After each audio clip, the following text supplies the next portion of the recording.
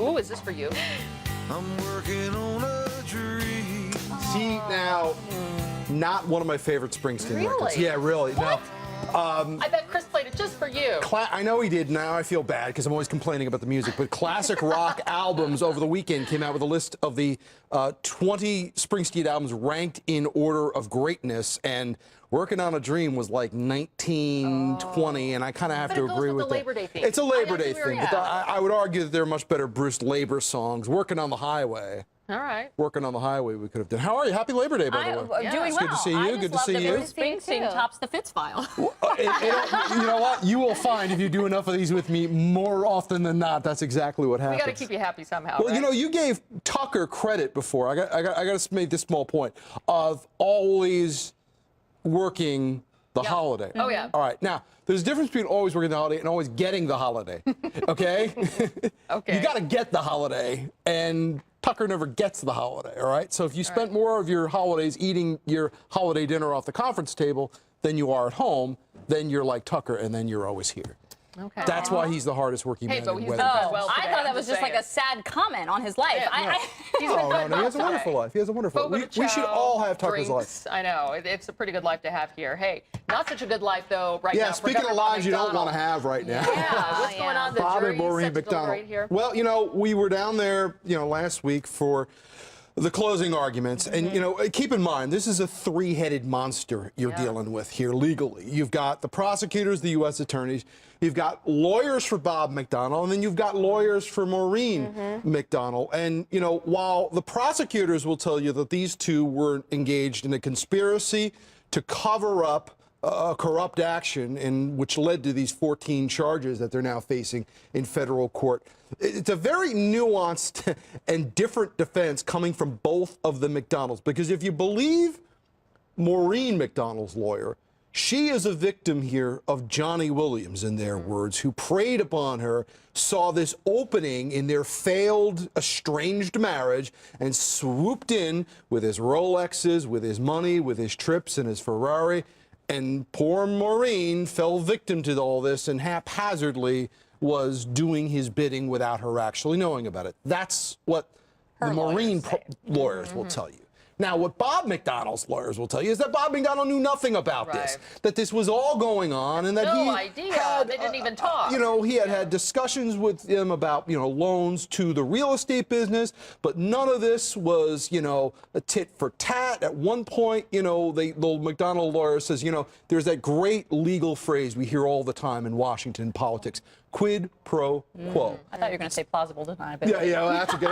That one gets a lot of work out as well, too. But, basically what that means, it's Latin for this for that, this for that, these for those. It's bribery. Now, McDonnell's lawyers, in their closing arguments the other day said, this case, in their words, was all quid and no pro. Because they say if you look at what Johnny Williams actually got from Bob McDonnell, besides, the governor's party mansion that night, they say Williams got nothing for all this money. McDonnell's got a lot. He sure is, he sure as heck, raised the possibility that he could have faced criminal charges. But remember, Johnny Williams isn't charged with anything in this. Right. He's testifying with immunity, both, from this federal case and from the securities cases at all. So, Johnny Williams had nothing to lose when he went up on that stand. Bob McDonnell didn't have to testify, and he did for 5 days under grueling cross-examination from the prosecutors. So who wins? Which defense is better? Boy, if you knew that, I would take you to Vegas right now. There's a flight this that would be afternoon. great. Yeah. It's a very, very complicated case because keep in mind, the McDonnells are not denying they took these things. Not once have they ever said, we didn't do this. In fact, they said they did do it, and they've apologized, and they've returned the stuff. Well, and the maintain that he didn't do anything wrong. Exactly. Is what he's saying. Well, they say they have done things wrong. And Bob McDonnell had said flat out that if he had a lot of things to do in his life over again, he would do them again, and he's apologized. He's also said he forgave Johnny Williams the day after his daughter called him a criminal in open court. The question is this. This all comes down to tomorrow morning. The jury is going to get these jury instructions from Judge Spencer in this case. We are told it is going to be a long jury instruction because this was a long trial, 25 days. I don't get into the business of predicting outcomes on trials. I can't predict. I don't think this verdict's coming tomorrow.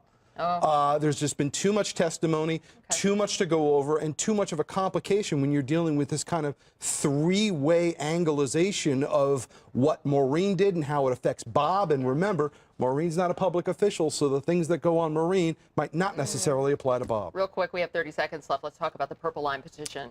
Purple Line, a light rail going from probably Chevy Chase, Bethesda area out to Silver Spring. An environmental group is opposed to the Purple Line, has filed an official petition with the Department of the Interior. Why? Well, they're claiming that there is a small, tiny little 5-millimeter shrimp-like creature, organism, that would be affected environmentally if they were to go reestablish these tracks along the Capitol Crescent Line. Now, you might think that's funny, you might think it's a little weird, but these kinds of environmental challenges to projects like this have a history of maybe not stopping the thing, but boy, if this thing starts getting wheels on it, to no pun intended on the light run, you could be looking at the delay here, and we'll see how far this goes.